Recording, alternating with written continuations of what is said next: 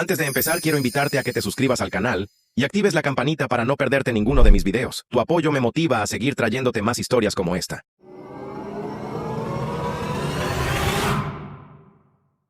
¿Alguna vez tienes uno de esos recuerdos que se te aferra a las costillas sin importar cuántos años pasen? Como una astilla que nunca termina de salir. Así es como se siente el día que cumplí 18 años. No mi cumpleaños, sino mi desalojo. Me llamo Caleb, ahora tengo 28 años. Y durante la última década he cargado con el tipo de silencio que la mayoría de la gente no entendería. No el tipo tranquilo y zen. Hablo del tipo de silencio que se asienta pesado en el pecho, donde una vez estuvo el sonido de la familia, las risas, los gritos, los pasos en las escaleras, incluso el ruido de los platos. Luego, un día, simplemente se queda mudo. No llamas, no escribes, no vuelves. No planeé desaparecer de la vida de mi familia. No tuve un arrebato rebelde ni salí furioso en medio de una pelea a gritos. No, ellos tomaron esa decisión por mí y lo hicieron con el tipo de desapego engreído que esperarías de alguien que tira las sobras. Fue un martes, si no recuerdo mal. Mi madre, Janice, acababa de llegar a casa del trabajo y ya estaba alterada porque no había vuelto a lavar los platos. Estaba en mi último año de secundaria. Las finales eran esa semana. Había hecho un doble turno en el supermercado local la noche anterior y me había desmayado con la cara en un libro de estadísticas. Pero nada de eso le importó. No me preguntó si había comido. No me preguntó cómo iba a la escuela. Solo vio los platos y estalló. «Ya tienes 18 años», dijo, con los brazos cruzados, los ojos fijos en mí como si me estuviera desafiando a replicar. «Tienes que empezar a actuar como un hombre. Quieres vivir aquí, sigues mis reglas. No lo haces, la puerta está justo ahí». Me quedé allí parpadeando como un tonto. No porque no hubiera dicho cosas así antes. Lo había hecho durante años, sino porque esta vez algo en su voz me dijo que no era una amenaza vacía. Iba en serio, y supongo que una parte de mí estaba tan acostumbrada a ser el chivo expiatorio en nuestra casa que pensé que si me quedaba en silencio el tiempo suficiente, la tormenta pasaría. No pasó.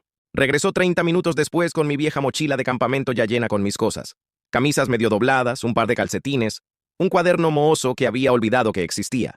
Me la tiró a los pies como una bolsa de basura y dijo, «Arréglatelas tú solo». Ni adiós, ni un abrazo, ni siquiera una mirada atrás mientras cerraba la puerta. Esa fue la última vez que vi mi casa de la infancia. Sin embargo, para entender cómo llegamos a eso, necesitas saber un poco más sobre Janice. Es el tipo de mujer que siempre creyó ser más inteligente que todos los demás en la sala. El tipo de persona que se queja de los jóvenes con derechos mientras vive de tarjetas de crédito y préstamos de día de pago. Su versión de la maternidad era más gerencial que maternal. Amaba el control. Si no eras útil, eras desechable. Y desafortunadamente para ella, dejé de ser útil en el momento en que empecé a pensar por mí mismo. Mi padre se fue cuando yo tenía 10 años.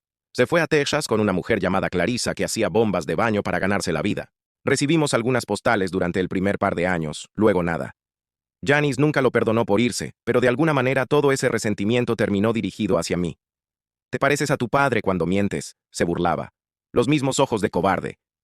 Durante mucho tiempo, creí eso, que yo solo era una versión más joven y más decepcionante de un hombre que ya le había fallado una vez. Yo también tenía una hermana menor, Brianna. Tenía 16 años cuando me fui. No éramos cercanos.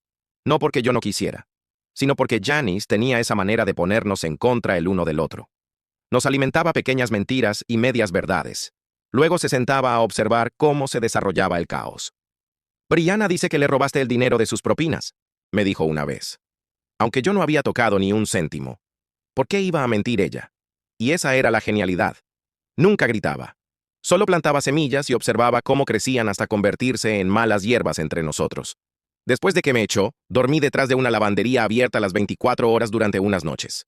Luego, estuve de sofá en sofá. Conseguí un trabajo en un taller mecánico porque el gerente sintió pena por mí cuando llegué oliendo a detergente y desesperación. Nunca le conté a nadie lo que realmente pasó. Solo dije que me fui de casa. Nadie preguntó por qué. Me abrí camino a duras penas por la vida durante un tiempo. Dormía en mi coche cuando podía pagarme uno. Tomé clases nocturnas. Con el tiempo me certifiqué como técnico diésel. 10 años de trabajo duro, noches largas y el tipo de lecciones que solo aprendes cuando no tienes una red de seguridad debajo de ti. Y en todo ese tiempo, ni una sola vez supe de mi madre, ni un mensaje de texto, ni una tarjeta de cumpleaños, ni siquiera un mensaje reenviado. Pero el silencio me dio tiempo para crecer, para construir algo. No solo sobreviví, me volví bueno en lo que hacía. Finalmente, comencé mi propio y pequeño negocio de reparación. Nada ostentoso, pero trabajo constante y honesto, buena reputación. Después de un tiempo, contraté a un par de chicos, luego me expandí. Conseguí un apartamento que no tenía que compartir con cucarachas. Compré un coche que no traqueteaba como una maraca. Mantuve la cabeza baja y seguí adelante. Entonces, el mes pasado, recibí una llamada. No reconocí el número, pero algo dentro de mí me dijo que contestara de todos modos. Caleb. La voz era cautelosa, femenina, familiar, pero más vieja. Soy Brianna. No dije nada durante unos segundos. Me quedé sentado en mi silla de oficina, agarrando el borde del escritorio como si pudiera anclarme al presente. No estaba segura de si este todavía era tu número, continuó ella. Lo conseguí a través de uno de tus antiguos compañeros de trabajo. Sé que ha pasado mucho tiempo, pero necesitamos ayuda. Fue entonces cuando el suelo bajo mis pies comenzó a moverse de nuevo. Me dijo que Janice estaba en problemas. Problemas serios. Deudas de tarjetas de crédito, facturas de hospital, algo sobre el incumplimiento de una segunda hipoteca que ni siquiera deberían haberle aprobado. Aparentemente, también había estado usando el nombre de Brianna para los préstamos. La casa estaba a punto de ser embargada. Los cobradores daban vueltas como buitres. No sabían a dónde más acudir. Pensamos que tal vez, dijo Brianna en voz baja, podrías echarnos una mano, solo un poco, tal vez pagar algunas cosas para que mamá pueda recuperarse. Así, sin más. 10 años de silencio. 10 años de luchar y construir algo de la nada. Y ahora querían una limosna. No respondí de inmediato. Creo que solo me reí, no por humor, sino por incredulidad, como si lo absurdo fuera tan pesado que mi cuerpo tenía que dejarlo salir por algún lado o explotaría. Caleb, dijo de nuevo, esta vez un poco más vacilante. ¿Sigues ahí? Lo estaba. Pero ya no era el mismo chico que fue tirado a la calle con una mochila y una advertencia de que se las arreglara. Ya no. Y en ese momento, algo cambió dentro de mí. Una resolución tranquila. No rabia, no amargura, solo un reconocimiento frío y claro de la oportunidad que colgaba frente a mí. Querían ayuda. Estaban desesperadas, y por primera vez en una década yo tenía el poder. Así que le pedí a Brianna que me contara todo. Cada céntimo, cada mentira, cada truco que Janice había usado para mantener la deuda oculta. Le dije que lo pensaría, pero primero, quería escucharlo todo. Y mientras ella hablaba, con la voz temblándole, la vergüenza filtrándose en cada frase, comencé a formar un plan. No solo para ayudar, no, sino para asegurarme de que entendieran exactamente lo que se sentía al ser desechado, al ser tratado como una carga, para finalmente, después de todos estos años, tomar yo el volante. Pero no dejé que nada de eso se notara. Aún no. En su lugar solo dije, muy bien, déjame llamarte en unos días, veré qué puedo hacer. Porque la mejor venganza no comienza con un grito, comienza con una sonrisa y una promesa de, veré qué puedo hacer. Es extraño. Las cosas que recuerdas cuando las viejas heridas se reabren. Después de que Brianna llamó, no podía dejar de revivir momentos que creí haber enterrado. Como la vez que tenía 13 años y me torcí el tobillo volviendo a casa de la escuela bajo la lluvia. Estaba cojeando, empapado y embarrado, apenas podía poner peso sobre él. Janice levantó la vista del televisor, me miró y dijo, «Estás metiendo tierra en la casa, ve a limpiarte». Pasé esa noche en el suelo porque no quería que sangrara en los cojines del sofá. No me llevó a urgencias, ni siquiera me ofreció hielo. Pero 2 semanas después, cuando Brianna se torció la muñeca durante un partido de voleibol, Janice salió del trabajo. Temprano trajo flores y se sentó con ella durante toda la visita al hospital. Recuerdo haber mirado el florero en la mesita de noche de Brianna y preguntarme qué tendría que hacer para que alguien se preocupara por mí de esa manera. Esa fue nuestra dinámica durante tanto tiempo como pude recordar. Brianna, la niña de oro. Yo, la póliza de seguro que dejó de ser útil cuando dejé de estar callado. Al principio no culpé a Brianna por cómo eran las cosas. Ella era 2 años menor. Aún estaba averiguando la vida. Pero con el tiempo, ella aprendió a desempeñar bien su papel. Cuando Janice me culpaba por cosas que no eran mi culpa, Brianna se quedaba en silencio. Cuando Janice le daba dinero para ropa mientras me decía a mí que buscara un trabajo si quería algo más allá de comida, Brianna nunca se ofreció a dividir la cuenta. No tenía por qué hacerlo. Conocía las reglas de la casa. Janice le daba su afecto, y a cambio, ella se mantenía leal. Así que cuando Brianna me llamó una década después, debería haber sabido que no debía creer que hubiera habido un cambio real. Pero escuchar su voz de nuevo me quebró algo. Sonaba cansada, no de la manera en que lo hace la gente después de un día largo, sino de la manera en que lo hace la gente que ha pasado años tratando de mantener la cabeza a flote. Una parte de mí quería creer que había madurado, que tal vez por fin había visto a través de las manipulaciones de Janice. Quizás finalmente estaba buscando enmendar las cosas. Me dije a mí mismo que escucharía, recopilaría los hechos y tomaría una decisión informada. que no dejaría que mis emociones nublaran mi juicio. Pero eso fue una mentira. Porque aunque no me di cuenta en ese momento, ya me estaba desmoronando. En el momento en que acepté reunirme, ya estaba demasiado involucrado. Nos encontramos en un café en el centro. Territorio neutral. No le di mi dirección. No le pedí la suya. Cuando entré y la vi sentada junto a la ventana, mi primer pensamiento fue cuánto se parecía ahora a nuestra madre. Postura tensa, sonrisa forzada, ojos que escudriñaban la sala como si estuviera calculando cada posible resultado. Pero también había algo más, algo crudo. Una especie de desesperación silenciosa vibrando bajo su piel. Caleb, dijo ella poniéndose de pie demasiado rápido. Vaya, te ves mayor, dije levantando una ceja. Ella sonrió, pero la sonrisa no llegó a sus ojos. No, solo diferente. Pedimos café y nos sentamos, y ella se lanzó a la historia como si la hubiera estado ensayando durante semanas. Janice había perdido su trabajo hacía 2 años. Algo sobre una reducción de personal en la compañía de seguros donde trabajaba. Intentó encontrar algo más, pero su reputación no era buena y sus hábitos de gasto no habían cambiado. Tarjetas de crédito al límite, facturas médicas acumuladas. Refinanció la casa 2 veces e incumplió el pago de ambas. Luego, cuando las cosas se pusieron realmente mal, comenzó a solicitar préstamos a nombre de Brianna. Fue entonces cuando me eché hacia atrás y la miré fijamente. ¿Ella qué? Brianna miró su café. Empezó con una tarjeta de una tienda departamental. Ni siquiera me enteré hasta que recibí un aviso de cobro por correo. Luego fue una línea de crédito para una tienda de muebles. La confronté y ella dijo que solo estaba tomando prestado mi nombre para ayudar con los gastos familiares. Dijo que se lo debía. Parpadeé lentamente. ¿Y la dejaste? No tuve opción, espetó Brianna. Luego se contuvo y bajó la voz. Lo siento, no era mi intención, es que ella dijo que si no firmaba el contrato de arrendamiento del coche perderíamos la casa. ¿Y le creíste? Quería creerle, susurró. Ese fue el momento en que me di cuenta de que esto ya no era solo sobre Janice. Brianna se había convertido en parte del mecanismo. Había sido tragada por completo. Vi pedazos de mí mismo en ella. Fragmentos del niño que solía poner excusas de por qué su madre nunca aparecía en los eventos escolares u olvidaba los cumpleaños. Era más fácil creer que tenía buenas intenciones que admitir que no le importaba. Ella no va a cambiar, dije con cuidado. Lo sabes, ¿verdad? Los ojos de Brianna se encontraron con los míos, y por un segundo pensé que podría llorar. Pero luego solo asintió y sacó de su bolso una hoja de papel arrugada. Esto es todo lo que debe, dijo. La casa está a 2 meses de la subasta. Si tan solo podemos adelantarnos a algunos pagos. Levanté una mano. ¿Nosotros? Brianna se detuvo. Caleb, no te lo pediría si no fuera grave. Sigue siendo mi madre, y la tuya. Me levanté.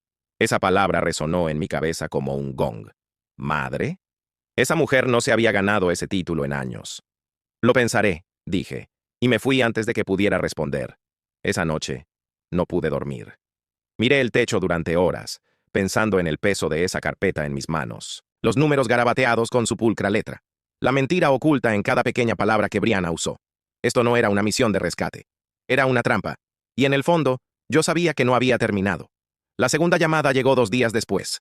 Esta vez era Janice. Caleb, dijo, su voz melosa y lenta, como si nada hubiera pasado entre nosotros. Brianna dijo que podría ser capaz de ayudar. Me costó cada gramo de fuerza no colgar. No estoy prometiendo nada, dije, con los dientes apretados.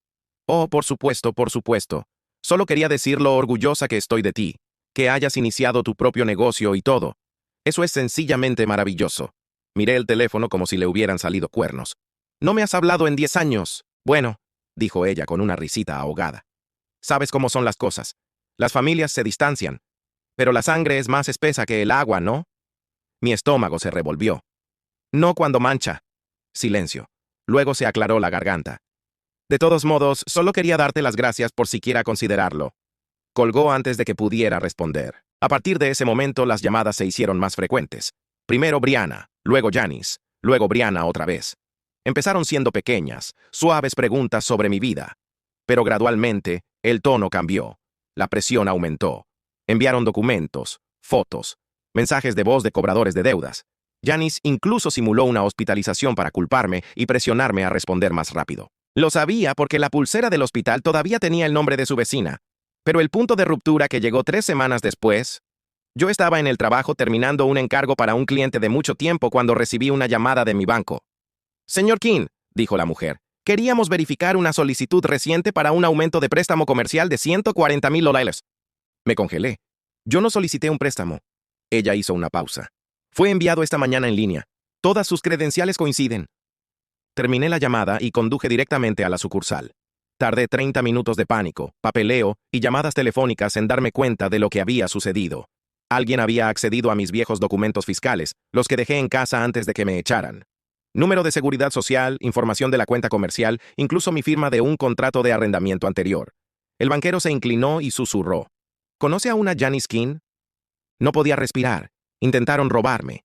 Después de todo, después de echarme como basura, después de una década de silencio, después de llamarme solo cuando estaban desesperadas, tuvieron el descaro de falsificar mi información para solicitar un préstamo. Ese fue el momento en que todo se rompió. El dolor, la culpa, las preguntas sobre si había hecho lo suficiente, dicho lo suficiente, intentado lo suficiente, desaparecieron. Todo lo que quedaba era claridad. Janice no había cambiado. Brianna tampoco. Y yo había terminado de fingir que eran víctimas en una historia que ellas mismas escribieron. Así que, cogí el teléfono. Llamé a Brianna, y con una voz tranquila y nivelada dije, «Me vas a contar todo. Cada mentira, cada documento falsificado, cada cobrador con el que has tratado, cada amenaza que hizo Janice. Quiero fechas, nombres, números de cuenta». «¿Por qué?», preguntó ella con la voz temblándole. «Porque voy a arreglar esto», dije, «pero no de la manera en que tú crees». Y justo antes de colgar, agregué una última cosa. «Ah, y dile a mamá que probablemente debería conseguir un abogado, porque ahora es mi turno».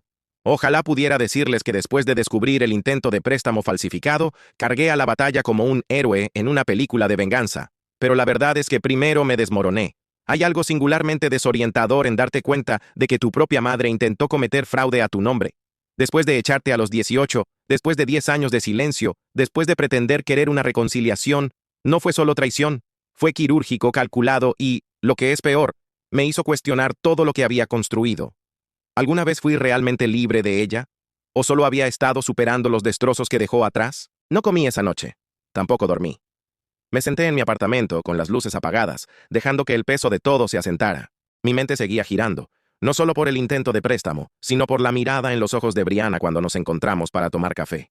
Esa desesperación silenciosa, la culpa practicada, el hecho de que ella sabía que Janice había hecho este tipo de cosas antes, y aún así vino a mí como si fuera normal, como si fuera lo esperado. Seguí preguntándome, ¿cómo me convertí en la solución al problema que ellas crearon? A la mañana siguiente, fui al trabajo y me paré frente a mi taller, mirando el letrero que había tallado con mis propias manos cuando finalmente reuní suficiente dinero para independizarme. King Diesel y Auto, mi nombre, mi legado, algo que nadie me dio, algo que construí porque nadie más me detendría si me caía, y sin embargo, me sentía vacío. La traición había abierto una vieja herida que, me di cuenta, todavía sangraba.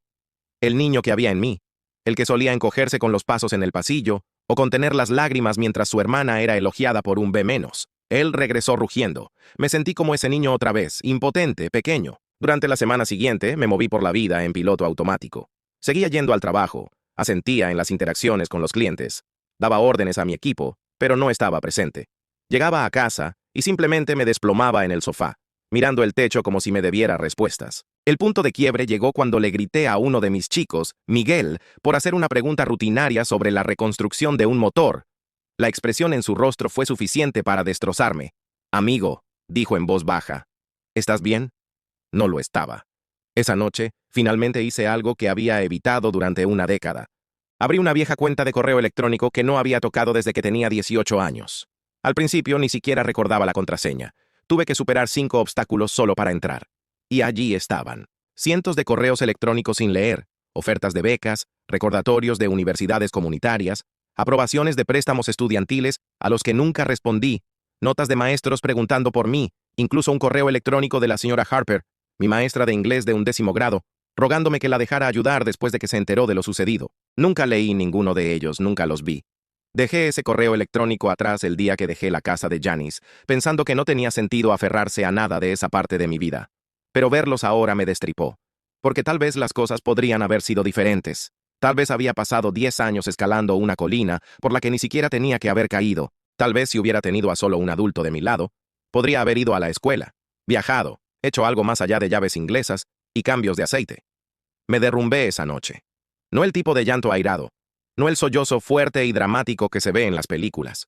Fue tranquilo, como si mi cuerpo finalmente hubiera dejado de fingir que todo estaba bien y simplemente se hubiera rendido. Pero aquí está el asunto con el tocar fondo. Es sólido. Y una vez que lo golpeas, finalmente tienes algo de lo que impulsarte. Así que eso fue lo que hice. Empecé poco a poco. Limpié el apartamento, llamé a mi contador para verificar que mis cuentas comerciales estuvieran seguras. Actualicé contraseñas, puse alertas de fraude en mi crédito y marqué el nombre de Janice en todas las agencias que pude. Ya no me estaba solo protegiendo. Estaba construyendo un muro que nadie pudiera escalar. Luego llamé a un terapeuta. Al principio se sintió ridículo. Me senté en el estacionamiento de la clínica durante 20 minutos antes de poder siquiera entrar. Pero una vez que lo hice, y una vez que comencé a hablar, me di cuenta de cuánto había estado cargando que no me pertenecía. La vergüenza, la culpa, la creencia de que no valía la pena salvarme. Nada de eso era mío. Janice me lo dio. Y lo había estado arrastrando como un ancla durante 10 años. Mi terapeuta, su nombre era Carla, no intentó arreglarme. Simplemente escuchó. Y lentamente comencé a ver patrones que me había perdido antes. La forma en que Janice me había aislado. La forma en que usaba el silencio como arma. La forma en que me obligó a competir por un amor que nunca tuve la oportunidad de ganar. No fue una curación al estilo Hollywood. No hubo secuencias de montaje, ni música dramática, solo una claridad lenta y duramente ganada.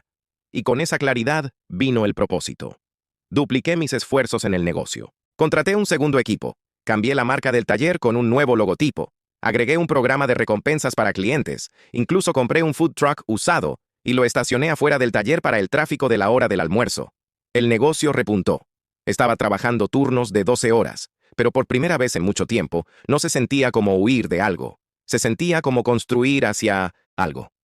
Alrededor de esa época, también comencé a reconectar con personas a las que había alejado durante los años de la lucha. Antiguos compañeros de trabajo, algunos amigos de la escuela secundaria, incluso la señora Harper.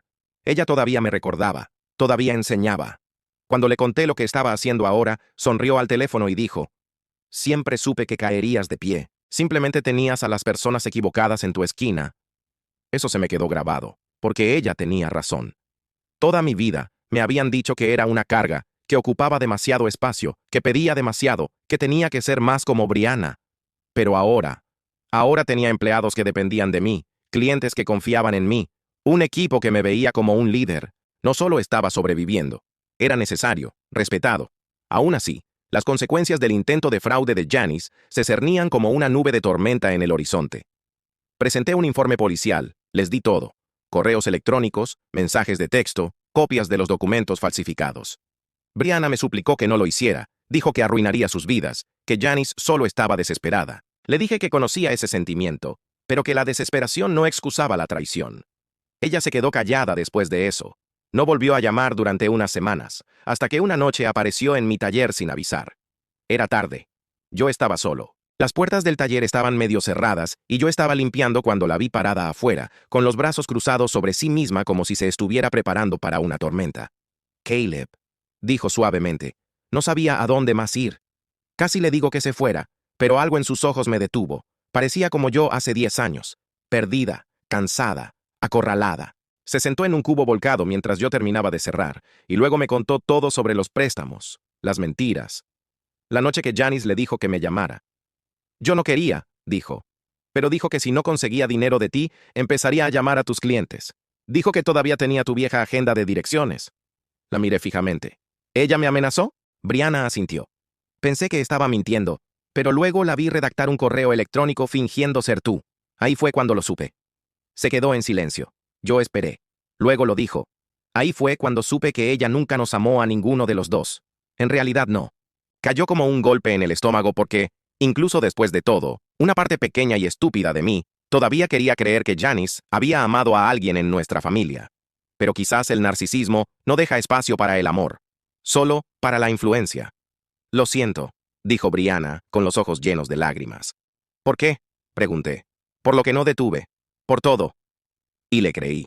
Pero el creer no deshace el daño, así que le dije la verdad. Presenté cargos.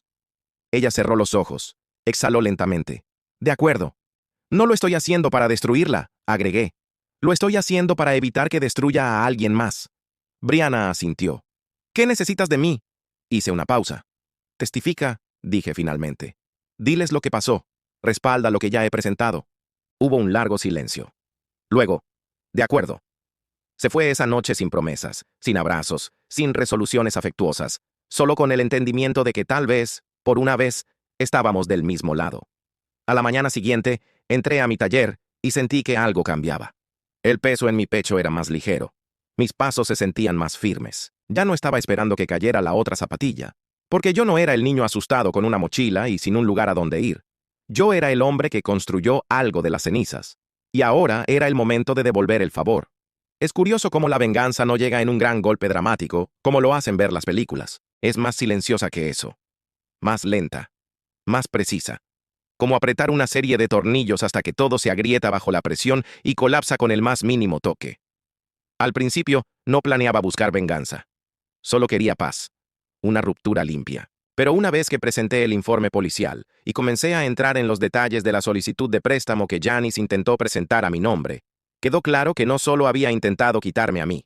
Todavía le estaba quitando a Brianna, a parientes lejanos, incluso a una vecina anciana a la que había convencido para que confirmara un préstamo para muebles el año pasado. Ella era un desastre andante disfrazado de víctima. Y cuanto más escarbaba, más veía cuán profunda era la podredumbre. Y ya no podía ignorarlo. Janice tenía que ser detenida. No solo detenida legalmente. No solo con fechas de corte y declaraciones juradas. Tenía que sentirlo. Entender lo que se siente al ver cómo algo que construiste se desmorona lentamente sin poder evitarlo, mientras las personas que subestimaste tiran de los hilos. Pero para eso necesitaba influencia. Influencia real.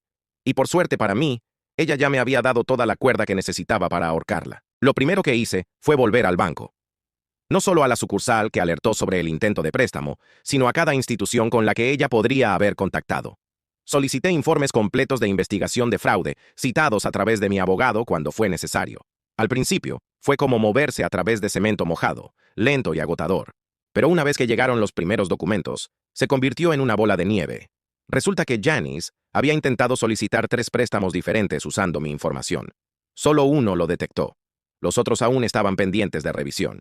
Congelé todas las cuentas que tenía. Luego abrí otras nuevas bajo un fideicomiso comercial, uno creado con un nombre diferente. Contraté a un consultor de ciberseguridad para que revisara mis datos personales.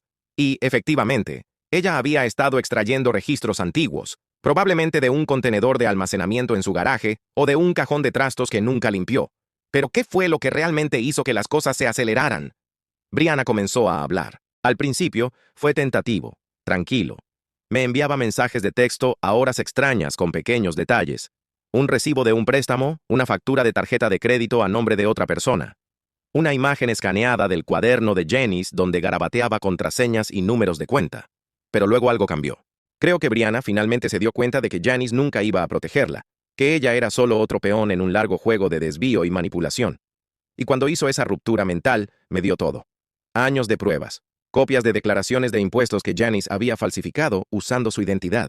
Capturas de pantalla de correos electrónicos donde Janice le indicaba que convenciera a Caleb de ayudar y le ofrecía dividir el pago si él cooperaba. Incluso había una grabación, amortiguada pero clara, de Janice admitiendo haber abierto cuentas a nombre de ambos y presumiendo de lo estúpidos que fuimos por dejar ese tipo de información en sus manos. «Nunca tendré que volver a trabajar», había dicho en la grabación, con la voz rebosante de satisfacción. «A Caleb le está yendo muy bien. Me debe por haberlo criado. Solo estoy cobrando intereses». Ese fue el clavo final en el ataúd. Se lo reenvié a mi abogada, una mujer seria llamada Ava, que solía trabajar en delitos de guante blanco en Chicago. Cuando le puse la grabación en su oficina, ni siquiera parpadeó. «Está acabada», dijo Ava. «Prepararé el caso de fraude, pero si realmente quieres hundirla, también deberíamos ir por la vía civil». «¿Quieres decir demandarla?» «Quiero decir destruirla», respondió Ava. Y fue entonces cuando dejé de sentirme una víctima. Me sentí un arquitecto. El primer paso fue el control. Necesitaba asegurarme de que Janice no lo viera venir, así que mantuve la calma. No más llamadas, no más mensajes de texto airados, no más confrontación. Desaparecí de su radar de nuevo. Esta vez, intencionalmente. Que creyera que me había rendido, que me había asustado, o que había decidido que no valía la pena el problema. La gente como ella prospera con la atención. El silencio los pone nerviosos. Mientras tanto, Ava y yo comenzamos a construir un caso. No solo estábamos presentando cargos por el intento de préstamo a mi nombre. Estábamos presentando cargos por robo de identidad, difamación Intento de fraude electrónico y abuso financiero de ancianos porque uno de los nombres a los que había tomado prestado crédito pertenecía a su antiguo vecino, el señor Donovan, un hombre de 78 años que pensó que estaba cofirmando una factura médica. Cuando lo contactamos, rompió a llorar. Dijo que era para una cirugía de espalda, nos dijo por teléfono.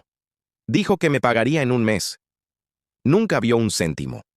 Una vez que tuvimos la declaración del señor Donovan, comenzamos a rastrear a otras víctimas. La mayoría ni siquiera se dieron cuenta de que lo eran. Una prima de Michigan que fue golpeada con un gravamen fiscal. Una tía lejana cuyo puntaje crediticio cayó misteriosamente 200 puntos. Una excompañera de trabajo que encontró su nombre en un préstamo de día de pago que nunca solicitó. Janice no era solo imprudente. Era sistemática. Usaba a las personas de la forma en que algunas personas usan cupones. Coge lo que quieres. Tira el resto. Y de alguna manera, se había salido con la suya durante años. Ya no más. El siguiente paso fue tender trampas.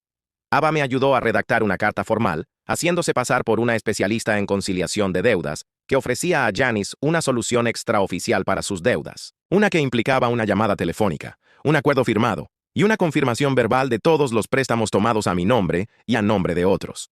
Hicimos que Brianna la entregara bajo el pretexto de una referencia de una amiga.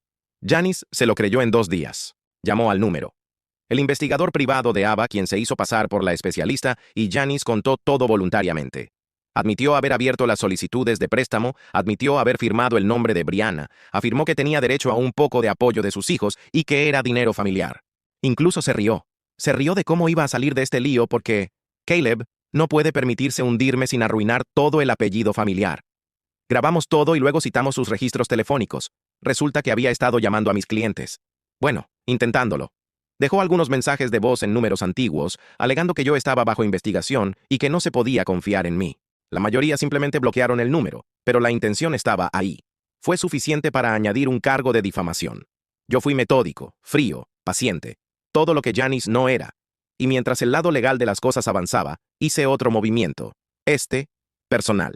Me senté con Brianna y tuve la conversación más honesta que jamás habíamos tenido en nuestras vidas. Necesito saber, dije. ¿Por qué ahora? ¿Por qué viniste a mí de verdad? Ella no respondió al principio. Simplemente se quedó sentada jugando con el borde de su manga, como solía hacer cuando éramos niños. Luego dijo, porque me di cuenta de que ella me habría desechado igual que te desechó a ti. Y cuando vi lo que intentó hacerte, finalmente hizo clic. Tú no eras el roto, Caleb. Eras el único que la vio con claridad. No dije nada, solo asentí. Y si tengo que testificar, añadió, lo haré. No me importa si no me vuelve a hablar. No lo hará, dije en voz baja. Lo sé, respondió Brianna. Y ese es el punto. Comenzamos a vernos más después de eso, no a menudo, pero lo suficiente. Venía al taller. Me ayudaba a organizar algo de papeleo. Me contaba historias sobre su trabajo, su compañera de piso, los pequeños pasos que estaba dando para reclamar su vida. No fue una reunión fraternal instantánea. Seguíamos siendo cautelosos el uno con el otro, todavía con cicatrices. Pero por primera vez no me sentí solo en la guerra. Tenía una aliada. Y luego llegó la oportunidad que había estado esperando. Una gala de caridad. A Janice le encantaban las galas. Le encantaba ser vista con vestidos caros, fingiendo que pertenecía a un lugar con gente que realmente pagaba sus deudas. Ella había conseguido una invitación a través de uno de sus antiguos colegas de seguros. Brianna se enteró y me reenvió los detalles. Así que llamé a Ava. ¿Estás pensando lo mismo que yo?, pregunté. Oh, eso espero, dijo ella. Hicimos los arreglos para que un notificador judicial entregara a Janice los documentos de la demanda en la gala, frente a un centenar de personas a las que había intentado impresionar durante años. Difamación, fraude, robo de identidad, abuso financiero de ancianos y una demanda civil por daños. Y la mejor parte. Lo programamos para el momento exacto en que las cámaras se encendieron para las fotos de la alfombra roja. Eso fue solo el principio. Ella ni siquiera vio venir al notificador. Janice estaba a mitad de una carcajada, posando para una foto en la gala con un vestido de cóctel prestado, copa de champán en mano, contándole a alguien sobre inversiones estratégicas y el exitoso negocio de su hijo, un negocio al que ella no había contribuido ni un céntimo. Ella siempre tuvo esa manera de hacerse sonar como la matriarca de un imperio que nunca construyó. Esa noche, parecía que pertenecía a ese lugar, como si hubiera engañado al mundo una vez más. Entonces, el hombre de traje negro se acercó con un portapapeles y un sobre sellado. Janice King. Ella sonrió automáticamente, todavía lista para la cámara. Esa soy yo. Ha sido notificada legalmente. Al principio no lo registró. Simplemente tomó el sobre como si fuera un recibo de donación. Luego su sonrisa se desvaneció. Sus ojos escanearon la primera página. Luego la segunda. Fraude electrónico, robo de identidad, abuso financiero de ancianos, difamación, daños civiles. El sobre se le resbaló de la mano, flotó hasta el suelo como una hoja caída. Por un momento, se quedó allí paralizada frente a una docena de cámaras, sin saber si fingir que no pasaba nada o huir. Eligió lo primero, sonriendo a pesar de todo, con la cabeza alta, los ojos temblándole. Pero los susurros comenzaron casi de inmediato. Para cuando se bajó de la alfombra roja, la gente ya estaba revisando sus teléfonos. Los documentos judiciales habían sido presentados esa mañana, y Ava se aseguró de que los medios locales recibieran un aviso. Un caso de fraude de identidad de alto perfil que involucraba a una mujer que había estafado a la mitad de su familia. No se necesitó mucho para que ganara terreno. En 24 horas, su nombre estaba en todos los sitios de noticias locales. Madre de la sociedad acusada de defraudar a hijos, vecino anciano, en un esquema por valor de decenas de miles. Las consecuencias fueron rápidas y viciosas. Su arrendador le dio 30 días de aviso. Sus cuentas bancarias, lo poco que quedaba, fueron congeladas. Su antiguo empleador, para quien ocasionalmente trabajaba como freelance, emitió un comunicado, cortando todos los lazos. Los amigos dejaron de responder a sus mensajes de texto. Los vecinos se quedaban mirando un poco más cuando ella revisaba su correo. Algunas personas a las que debía dinero vinieron a tocar a su puerta, envalentonadas ahora que su máscara se había resquebrajado. Y luego vinieron las citaciones judiciales oficiales. Ava presionó para que se llevara a cabo un proceso penal, pero el fiscal de distrito ya estaba en ello. La declaración del señor Donovan, las grabaciones, el rastro de papel, fue una victoria aplastante.